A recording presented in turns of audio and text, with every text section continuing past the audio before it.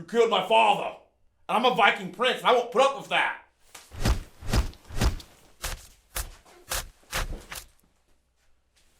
I just saved you 2 hours.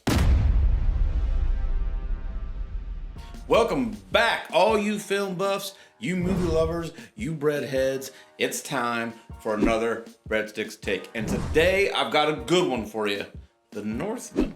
So, the Northman, let's talk about it. What's it about? We've got a prince. The Viking prince, and he's set to take his spot on the throne. His family has betrayal, though, right? His uncle kills his father, overthrows him, kidnaps his mother, tries to kill him, enslaves the people, takes off, and this kid is left to fend for himself, and he grows up joining a savage Viking tribe who basically survives by raiding other Slavic villages and other Norse villages. And he's a badass, man. Like, the kid is a badass. He's a wild animal, runs with these dudes, and it's got a star-studded cast. You're looking at, right over my shoulder, you can see it, right? We got Ethan Hawke. We got Alexander Skarsgård, who was fantastic in the movie Mute. We got Nicole Kidman, big name, been in a ton of stuff. She's great. We got Anya Taylor-Joy, who's relatively new to me. I don't know much about her, but she was a great actress in this movie.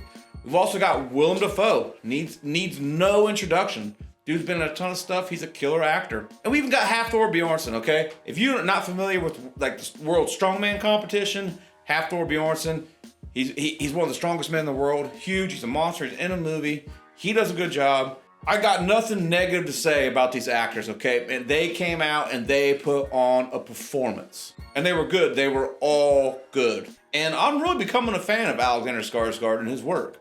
But the writing for the Northman was terrible. Like I just said, right? Kingdom's overthrown. Uncle steals his mom, takes off. He has to survive in the wild. He's raiding all these Slavic villages. He's a badass, man. He's got axes. He's big old muscles and six-pack, and he's chopping people up. And yeah, that's the first 15 minutes of the movie. Like, that's it. Like, the first 15 minutes, you're like, oh yeah, this is gonna be good, right? But after the first 15 minutes, he sees somebody who's involved when his dad gets overthrown. So he pretends to be a slave from the raid, and he sneaks off to go find his uncle so he can get revenge. And the last 2 hours of the movie, I think the runtime on the movie is like 2 hours and 15 minutes. The first 15 minutes, badass. 15, 20 minutes, you are all about it.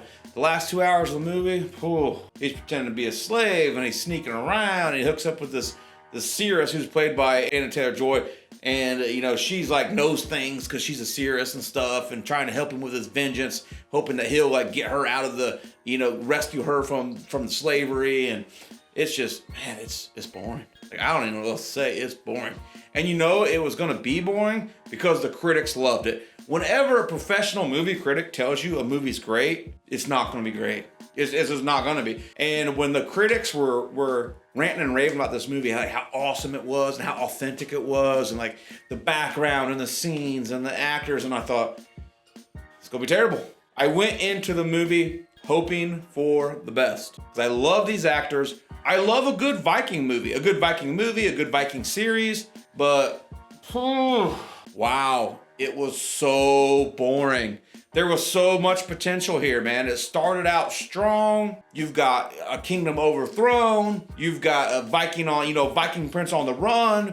You've got village raids and badass Viking fights, axe fights and stuff. And I thought, okay, this is gonna be it, but that's it, that's done. And after that, it's done. He's walking around, he's feeding sheep. You know what I mean?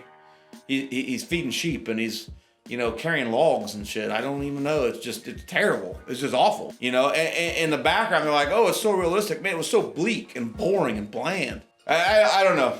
Rather watch the Minnesota Vikings. I would rather watch the Minnesota Vikings, yes. The hand is...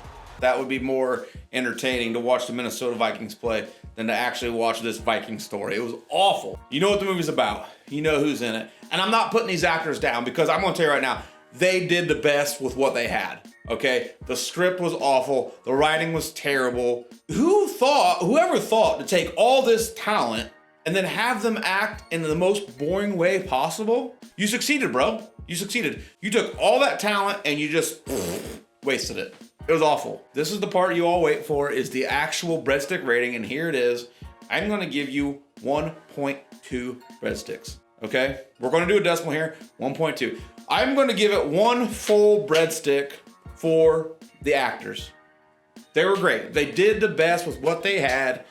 Great cast, wonderful actors. They were on point. I'm gonna give it 0.2 breadsticks because that's just about the portion of the movie that's enjoyable. Like 0.2% of the movie was enjoyable. The rest of it, it was terrible. It sucked ass. It was awful. Hated it. So there it is, right there. The Northman, man. It was a flop. It was a flop at the box office. It's a flop right here on Breadstick's Take. And I'll tell you why. Because the critics loved it. That's it. That's, you know. Critics talked it up, and it's absolutely terrible. So for all you professional movie critics, you're wrong. It was terrible. It was awful. I hated it. 1.2 breadsticks. That's all I got to say. And that has been Breadstick's Take on the Northman.